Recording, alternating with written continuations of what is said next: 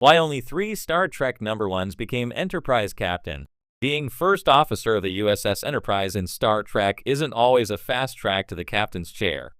The Starship Enterprise is the flagship of the United Federation of Planets, and it's one of the most coveted posts for ambitious Starfleet officers.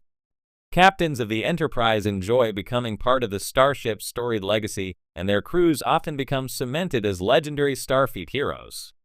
Yet many number ones don't automatically get to succeed their captains and command the Enterprise. The various incarnations of the USS Enterprise and its 22nd century predecessor, the NX-1 Enterprise, are the most famous starships in Star Trek. In turn, Captain James T. Kirk, William Shatner, and Captain Jean-Luc Picard, Patrick Stewart, are among the greatest icons in Star Trek.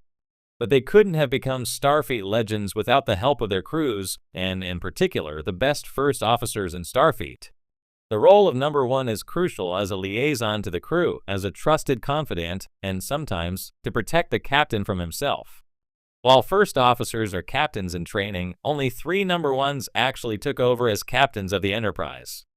Chronologically, in the Star Trek timeline, Christopher Pike, Jeffrey Hunter Anson Mount, became the first number one to succeed as captain and take over the Starship Enterprise's center seat. Pike was first officer to Captain Robert Adrian Holmes, the first captain of the Constitution-class USS Enterprise in the 23rd century. April only commanded one 5-year mission before accepting a promotion to admiral in 2250. Commander Pike was April's choice to become captain of the Enterprise. Captain Pike's voyages aboard the Starship Enterprise are chronicled in The Cage, Star Trek's original rejected pilot episode, and Star Trek: Strange New Worlds. The Cage is set in 2254, and Strange New Worlds picks up 5 years later after the events of Star Trek: Discovery Season 2. Captain Pike especially values his number one, LT. Commander Una Chin Riley, Rebecca Romijn, and he knows firsthand what it takes to be an excellent first officer. As captain, Pike enjoys hearing the opinions of his senior staff, which helps him make crucial command decisions. Pike's ability to connect with his crew was likely the result of his time as first officer of the Enterprise. Captain Pike often enjoys gathering his crew for a home-cooked meal, as Pike specifically requested a kitchen in his captain's quarters. Pike was evidently an exemplary first officer, and his skills carried over as captain of the Enterprise. Captain Spock, Leonard Nimoy, took over for Admiral James T. Kirk as captain of the Enterprise, but with a twist. Following the events of Star Trek, the motion picture, Admiral Kirk continued commanding the USS Enterprise. This is because Kirk demoted Captain Will Decker, Stephen Collins, to first officer, and Decker, in turn, vanished when he merged with VGR and became a higher being. Spock had left Starfleet but was reinstated, yet the Vulcan admittedly never desired command of a starship. In Star Trek II, The Wrath of Khan, Spock became captain of the Enterprise, but only because the Constitution-class starship had been turned into a Starfleet Academy training vessel. Spock gladly ceded the captain's chair to Admiral Kirk during the crisis when Khan Noonien Singh, Ricardo Montalban, stole the Genesis device and weaponized it. Spock died saving the Enterprise from Khan, but the Vulcan was reinstated in Starfleet following his resurrection. Throughout the expansive and evolving lore of Star Trek, few positions aboard a starship are as crucial as number one, the first officer.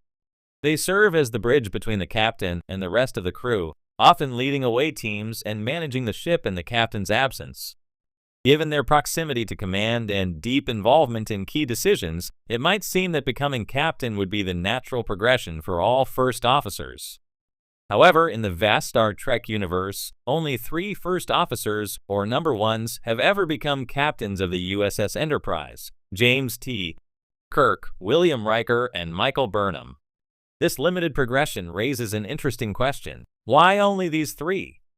While numerous factors are at play, including personal ambitions, narrative decisions, and in-universe circumstances, a closer look at the arcs of these characters provides deeper insights into why they ultimately became captains of the famed Enterprise, while others did not. 1. James T. Kirk, the iconoclast who broke barriers. James Tiberius Kirk, the most iconic Starfleet captain, didn't follow the conventional path to becoming the Enterprise's captain. but his journey set the tone for how a driven, unconventional officer could rise to command. Kirk was originally not a first officer of the Enterprise, but served in other capacities on different ships. His ambition, strategic thinking, and willingness to take risks made him stand out early in his career. By the time he assumed command of the Enterprise, Kirk was already recognized as a prodigy of Starfleet, a man destined for greatness.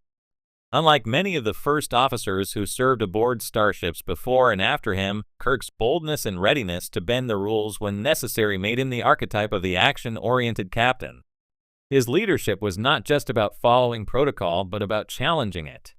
In a way, Kirk exemplified the type of officer who would naturally bypass the intermediary step of being a long-serving number one.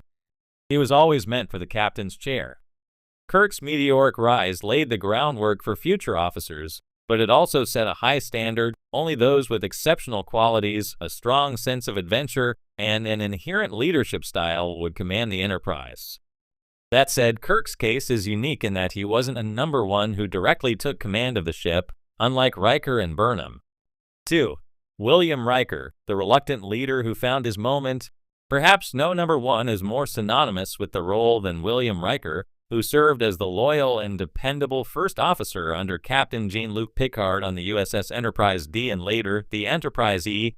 Riker's journey is the classic tale of a man constantly poised for command, but reluctant to step into the limelight.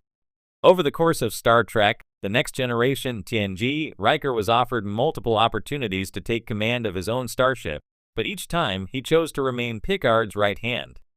Riker's refusal to ascend to captaincy earlier in his career was driven by several factors.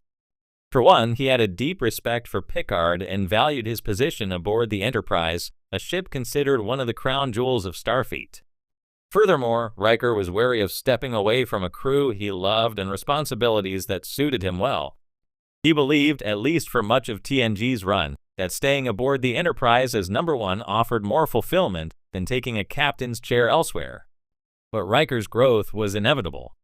By the end of Star Trek Nemesis 2002, he finally accepted command of the USS Titan, cementing his role as a leader in his own right. However, it wasn't until the events of Star Trek Picard 2020 that we saw Riker temporarily take command of the USS saying he and assist Picard once again. His eventual step into full command came after years of development and the forging of his identity separate from Picard's shadow. Unlike Kirk, who always sought the captaincy, Riker's journey to command was slower, more contemplative, and ultimately more reluctant. 3. Michael Burnham, the redeemed rebel. Michael Burnham, introduced in Star Trek Discovery, brought a different flavor to the role of first officer. Burnham, a human raised by Vulcans, was initially known for her rebellious actions, specifically when she mutinied against her captain in the first episode of Discovery. This act of defiance set off a chain of events that led to a major war between the Federation and the Klingons. As a result, Burnham was demoted and stripped of her rank, living in disgrace for a time. Despite this, Burnham's journey is one of redemption and resilience. Over the course of Discovery, Burnham proves her leadership abilities and commitment to Starfleet principles, even if her methods sometimes fall outside the bounds of conventional Starfleet behavior. Her arc precisely these experiences that made her the right choice to lead. Her time as number one was less about training for command and more about finding her own way, making her ascension deeply personal and emotionally charged. Conclusion.